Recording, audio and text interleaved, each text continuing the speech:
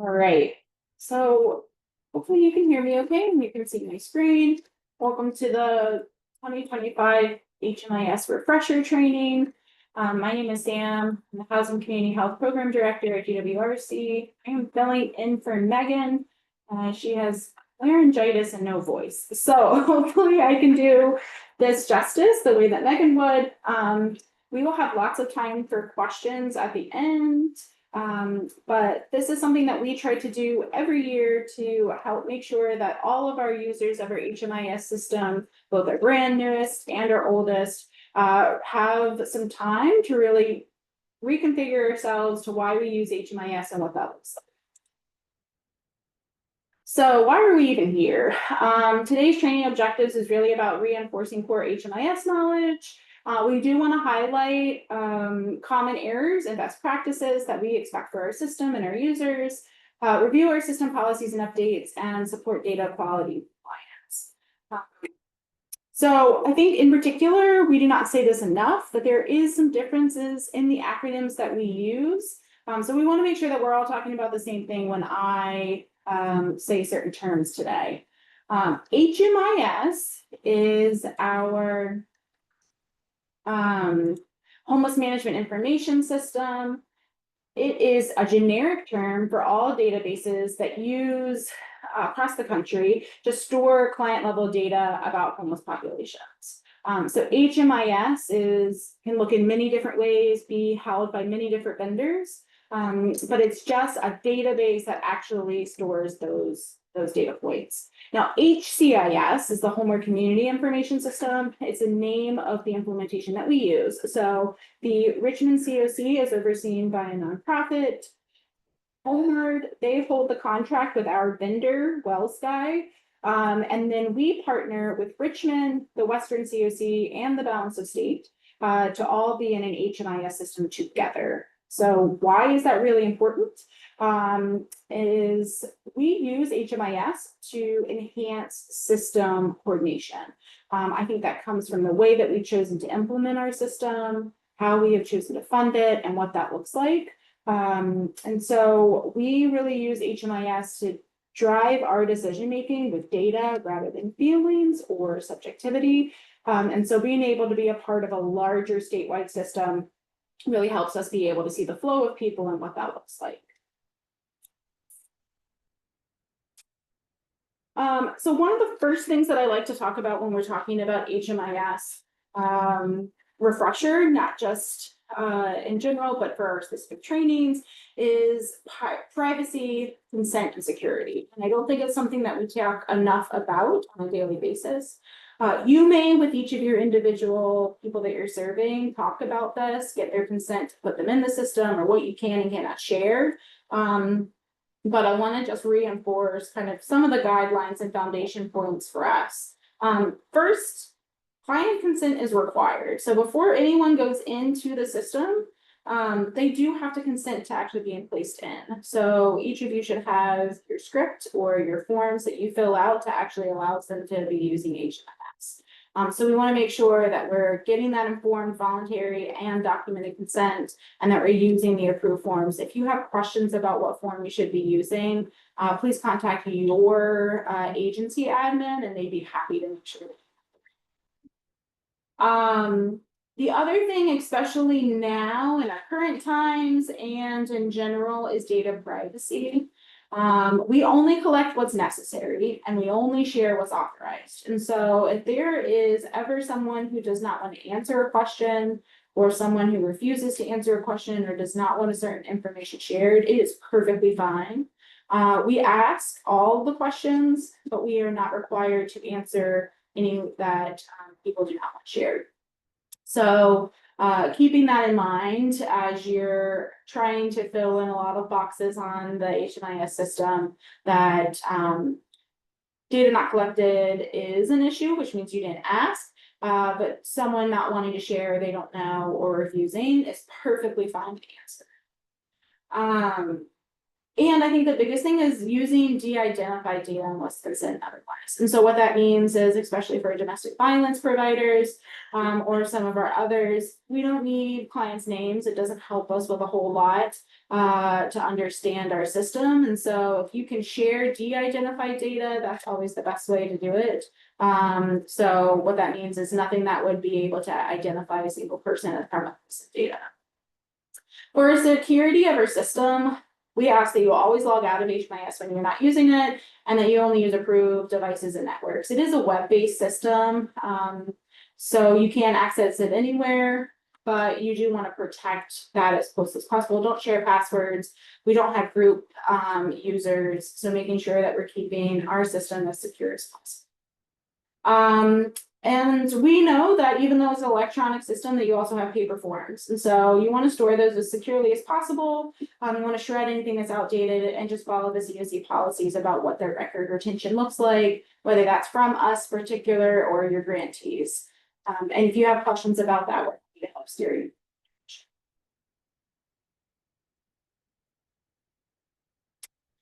So just some best practices overall as you work in putting information into our system on a daily basis is avoiding duplicate clients. Sometimes it can be really hard, and it's fine if those happen on occasion. We are able to merge folks, but you do want to make sure that you are searching thoroughly through our system to try to deduplicate as much as possible. One of the best ways to do that is really use multiple identifiers. You can use things like name, date of birth, social security number if you have them, to be able to really figure out if this person's already in the system. Also about names is sometimes our system can be wonky. I would recommend only searching the first time by the first two letters of their first name and the first two letters of their last name. If someone goes by Joe and you search Joe, but they were put in the system as Joseph, sometimes it won't find them. So sometimes being able to shorten those search to be able to make sure that they're not already in the system can be really helpful. We do enter data in a timely manner, so we want to make sure that we are completing entries within, there's a number missing here, 3 days of interaction for most of our case notes or instances. So we want to keep them as quickly as possible. For our helpline, usually we have people entering in real time. But for most of our interactions, especially in shelter or in our housing programs, we do have the 3 days is really your best practice.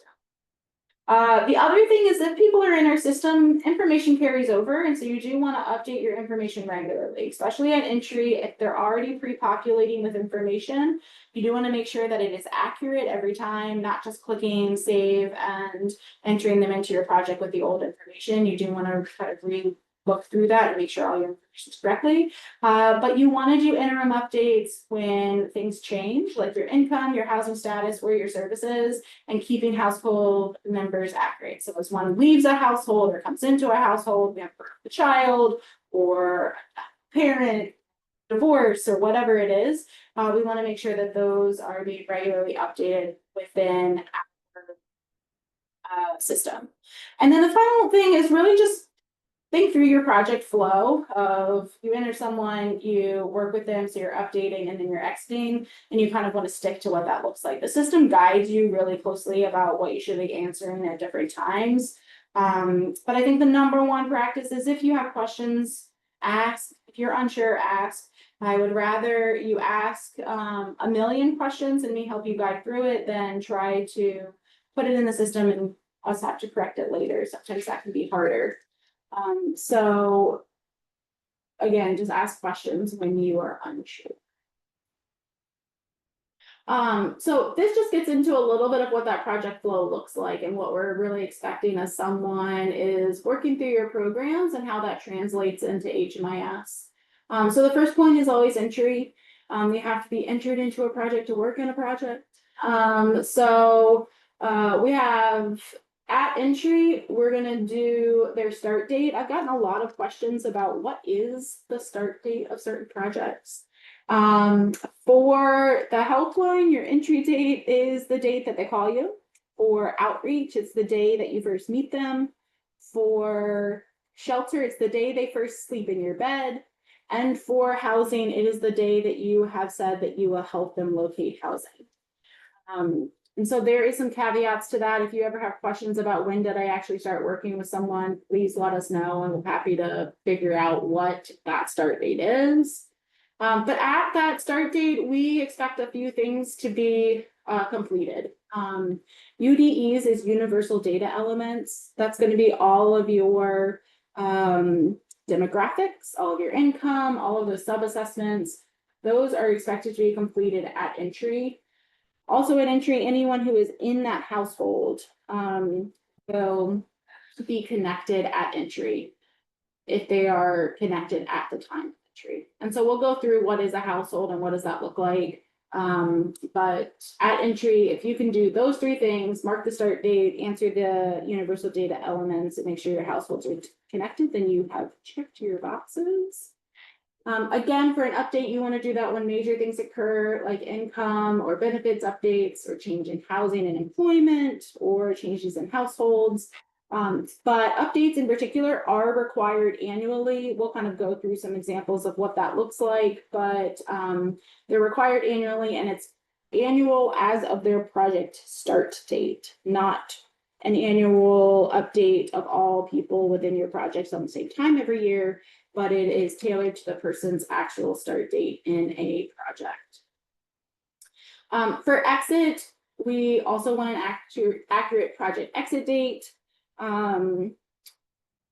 For certain projects, they also have different things. So the street outreach is when you can either no longer find them after 90 days, or you're no longer working with them, or they've moved on, you can exit them. For shelter, it's when they stop sleeping in your bed. And for our housing projects, it is when you are no longer providing them with financial or case management assistance. For our exit, we are looking for the reason that they're leaving and where are they going. Those are both really important for understanding how well our project worked them to permanent housing. We want to exit all household members at the same time. Sometimes people get left as stragglers, so we want to make sure we're exiting the entire household if they're all leaving. And then again, documenting those outcomes so we can understand what the income and the status of the household members were at the time of exit. It really helps us track whether or not your program increased their income or not, or helped them get to employment or got them benefits. Again, we're going to talk about data quality in particular. So those are the things that Megan and I are really focused on. We do not know the individual answers to your boxes about your clients, but we do know what your data looks like and where kind of flags get thrown for us about what that data looks like. And so really we're looking for high quality data that's comprehensive and reliable. And so there's really three pieces to that: timeliness, accuracy, and completeness. For accuracy, really the goal is that your data is consistent and truthful. So it's whether or not the information that you put in the boxes is actual and accurate information to the person's situation. And so what we do is we standardize the way that we enter data, how we ask the questions, and what that looks like. And we are going to send out lots of resources following this training so that you have them. But some really good places to look is the HUD HMIS Data Standards Manual and the HCIS Policies and Procedures. The data standards will tell you what the questions are and how you answer them. HCIS will be how you actually ask them or go about looking at that information. So there is two pieces.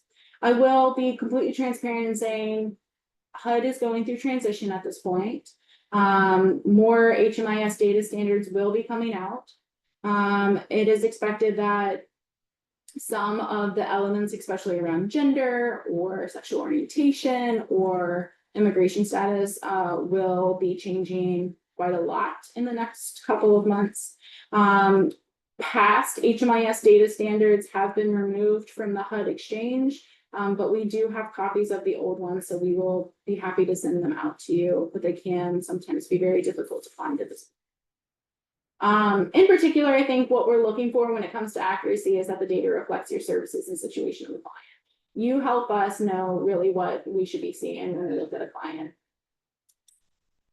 For completeness, is whether or not you put information in all the boxes. So there's a list of elements that you're supposed to fill out, and really our goal is to have as little missing data as possible. So we have set some kind of like allowable thresholds, and so when we send out data quality reports, this is really what we're looking for. For street outreach, just knowing that you're building rapport and building trust with people who are unsheltered usually. We have higher allowable percentages, so they're 10% for each. And then for all of our other projects, it's 2 and 3. The only caveat to that is social security number, which is more and more becoming a really protected number, that we allow a higher rate at 5%. So it's completely okay. And we are striving for these numbers. So I also don't want you to feel like you absolutely have to put something, make up information, or force someone to answer if they don't want to, in order to meet these thresholds. But really, it's just trying to have a goal to work towards. Piece is timeliness. Really, the goal is to enter data as soon as possible. Again, for coordinated assessment that same day, and all of our other projects that is currently set at 3 days. We also know stuff happens, life happens, vacations happen, kids happen, sickness happens. And so it's not necessarily about you are going to get your hand slapped or be deemed or whatever it is for a late entry, but it's getting as many of the entries as possible within these timeframes. And so why do we even care about data quality, and why is it important to us? And in particular, we use data to understand problems and trends. I don't work with every single person, and so if I'm trying to advocate for a community and for your agencies and your programs, I can't do that without accurate data and being able to understand problems and the trends that we're seeing across the community to be able to advocate for more services and more funding. Also, it's really to demonstrate all your good work. You guys work hard every single day, and so you show that through your data. Especially the people who aren't knowing you each by name or knowing what that looks like. It's through your data that it really is shown how much you're really putting into folks moving out of homelessness. It helps us with measuring outcomes and inform our system changes, and it's really about how are we progressing towards ending homelessness. That's the overall big goal. And so our data quality is important locally. It gets reported to the state, so it's important at the state level, and it gets reported to HUD and other federal agencies. And so it's important about how all of those trickle down from federal and state initiatives and funding to our local communities and agencies. We talked a little bit about this just now, but everyone's looking at your data. Everyone asks me what your numbers are, what our numbers for our communities are. And so the easiest way to answer this slide is that everyone's evaluating each data. But in particular, we partner most closely with HUD, US Congress, reporting, and DHCD for state funding. And then our boards and committees do it for system planning and even local funding. I think some other things, just so you're aware, there are multiple types of users in our system. So we have COC staff, that would be Megan and I. We do data quality planning, monitoring, training, and support. However, there's also program level. They look at the daily HMIS workflow, data collection processes, and monitoring for the individual agencies and programs. You should definitely know who that person is at your agency. If you don't, you can reach out to Megan and I, and we'd be happy to put you in the right direction. And then most of our people who are using our system are users. So they're going to do client communication, the data entry, and really helping to make sure that you understand the requirements of using our system and what you're asking of the client and caseworker relationship.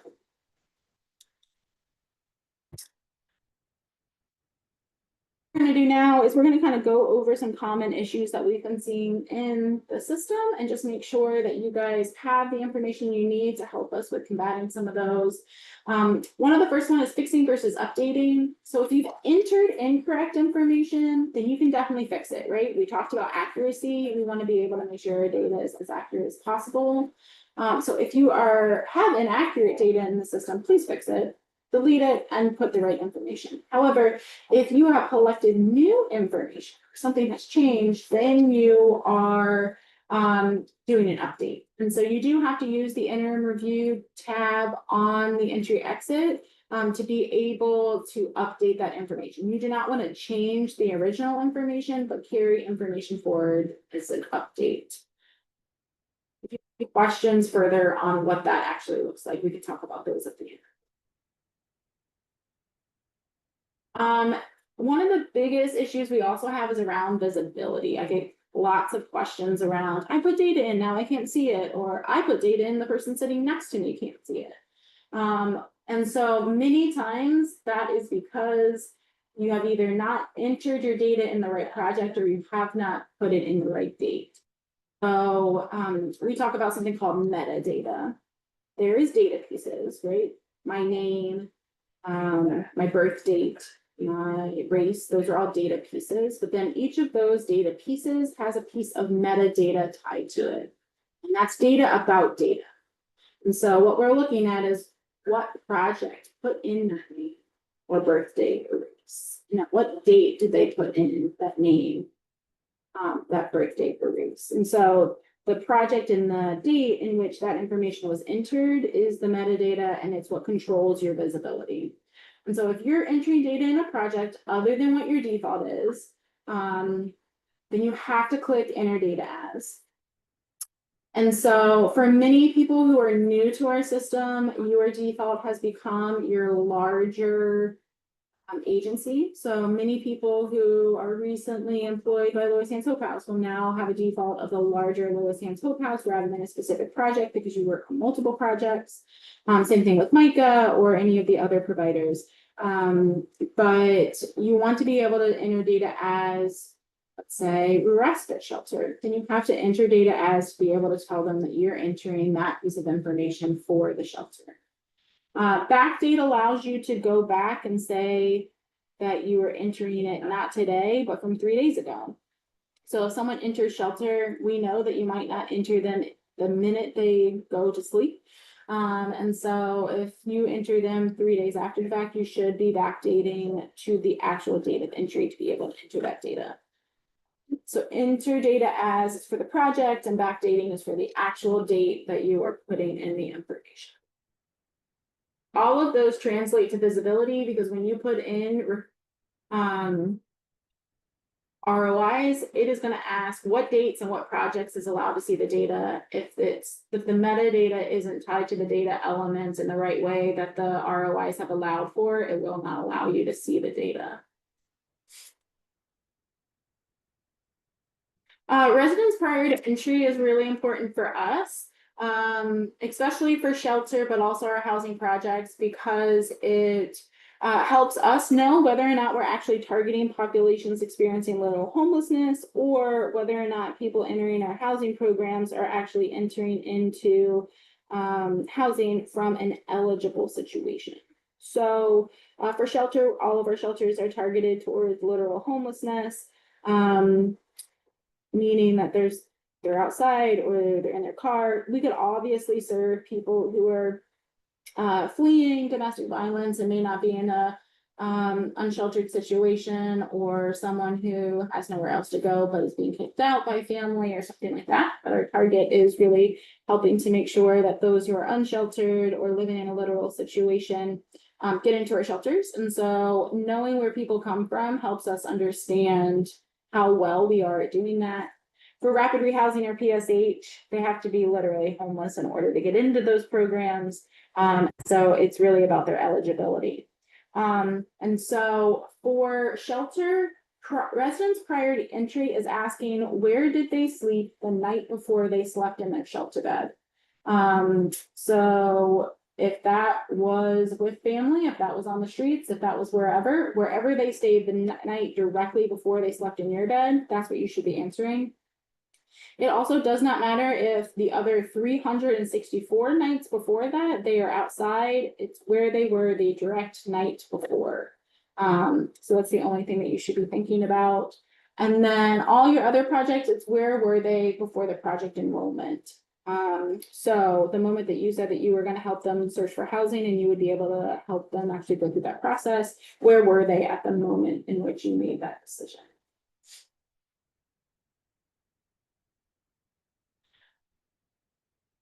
Chronic homelessness has become more and more of a hot topic for whether or not we're targeting chronic homelessness or spending our money towards chronic homelessness. But I get a lot of questions about how do I even know if someone's chronic? So there are 3 questions in our system that help us know if someone's chronic. It is when was the approximate date homelessness started? How many times have you been homeless in the last 3 years? And if you add all of those times up together, how many months have you been homeless in 3 years, as well as a disability? So they have to have a disability in order to be determined chronic. But then it's really that longevity of homelessness that helps with the second piece. The easiest way to do this question is not to ask those 3 HMIS questions, but to have a conversations with someone. Get out a piece of paper and write down, where did you stay last night? How long have you stayed there? And before that, where were you? And how long were you there? And before that, where were you? And how long were you there? And try to get an estimate of where they've been for the last 3 years. And then you answer those questions. So episodes of homelessness are started and ended by breaks in homelessness. And for us, a break is 7 nights or more in transitional or permanent housing, or 90 days in an institution. So as you kind of get their story, you'll count up those breaks. You will then talk about the number of episodes and the total months, because you've also gotten the length of stay in each of those situations.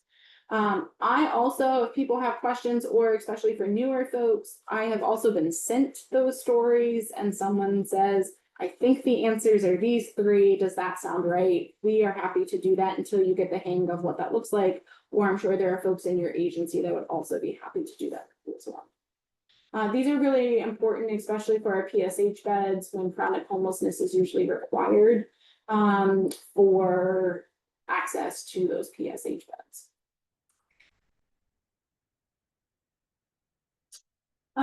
Within our system, you will see 4 main, what we call sub-assessments.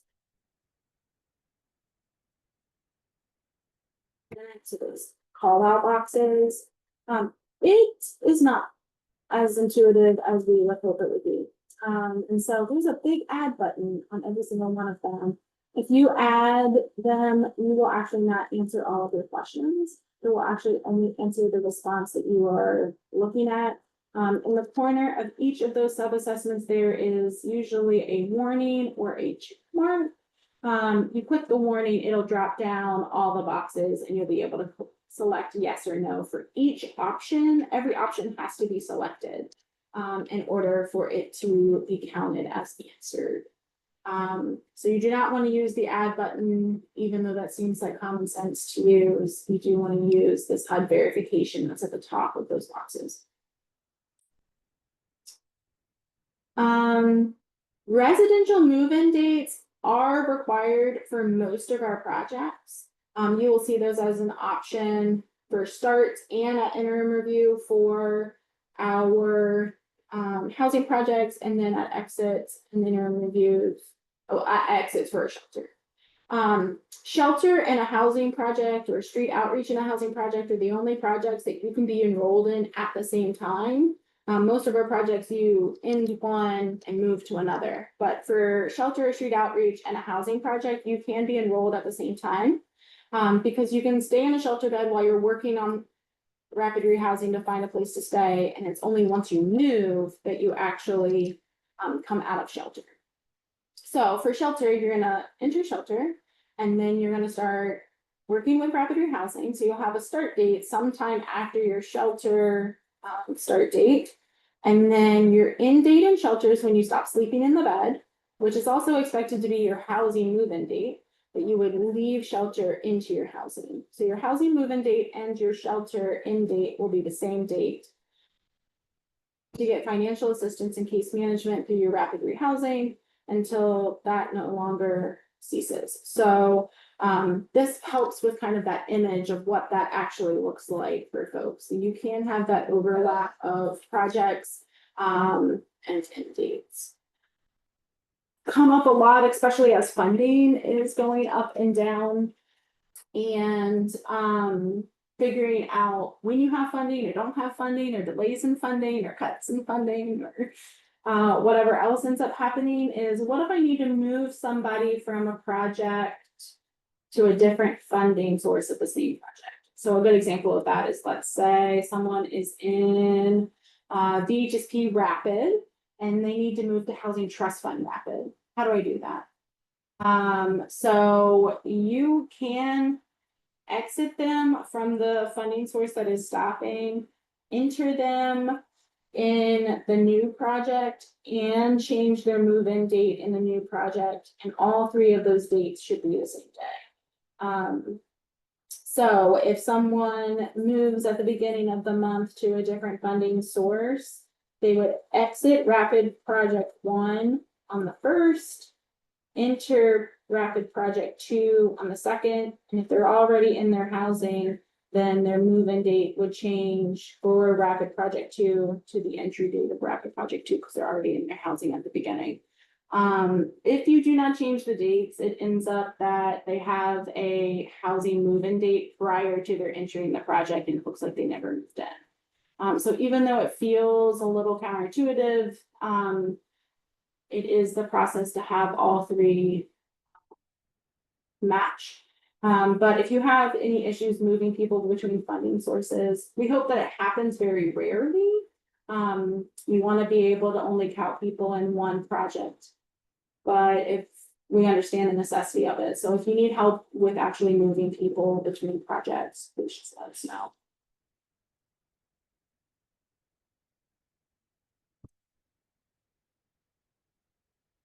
Really what their client destination is. Temporary destinations are gonna be things like other homeless situations, moving into a hotel or a motel, or even staying in a long-term care facility is seen as temporary. But our permanent destinations are gonna be those options like staying with family, renting, owning your own place, staying with friends. I've also gotten the question, what's the difference between a permanent stay with friends and family or a temporary stay with friends and family? There's not a great answer. If they feel like they're going to be there for 2 weeks, then that seems pretty temporary to me. If they say they're going to stay until they figure it out, that seems pretty permanent. So it's whatever you know their destination to be at the time. There's not a hard and fast date cut off for HUD or if it's state.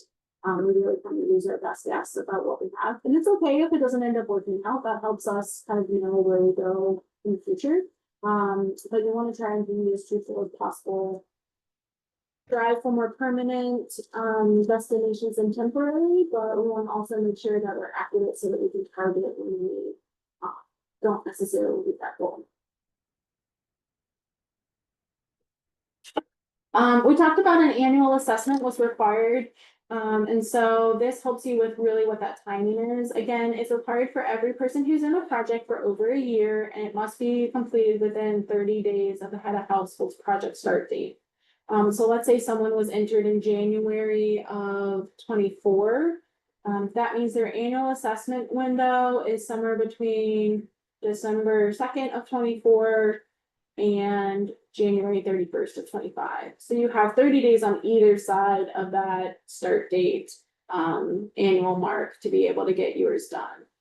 It will flow a flag for you, and we have been pretty consistent with trying to let people know when they have a completed an annual assessment for folks. But just know if your agency does like 3-month checks for every single person, sometimes you could have people falling outside of that window of their annual assessment because it's based on the individual's start date, not your agency's review date.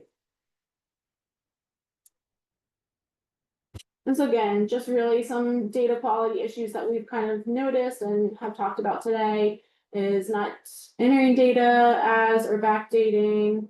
We want to make sure we're updating all that data that comes pre-populated in the entry exit records. We talked about residence prior to entry and homelessness and the sub-assessments. Really making sure we have the right move-in dates for folks. You're doing great work with moving people into housing as quickly as possible. We want to make sure that we're documenting those. And then showing how well our projects are moving people to permanent housing by making sure we have the accurate destinations for folks. So at this point, I'm going to pause and stop talking because I'm sure you're sick of hearing my voice. But if you have individual questions, I'm happy to answer any of those for you now.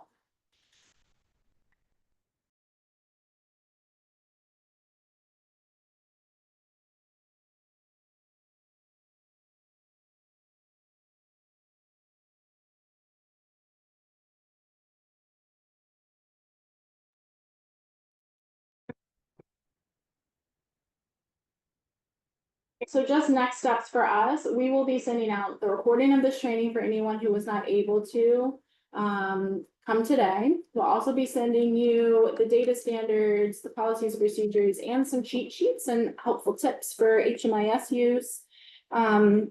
Megan will also make sure that you have contact information for both her and I. If you are ever to need anything related to HMIS, please let us know. We have regular data quality checks that we will be sending out to providers towards the end of this month. And then we do have a regular reporting training that happens every quarter. So if you are interested in even more information on how you build reports, how you can download data and analyze that data, you are more than welcome to join our reporting training. The next one is next Wednesday at our office at 12 o'clock. So you are happy to join those. And then they, like I said, occur quarterly. If you need anything else, please reach out to us. But thank you guys so much for taking 40 minutes of your time today to talk with us about HMIS.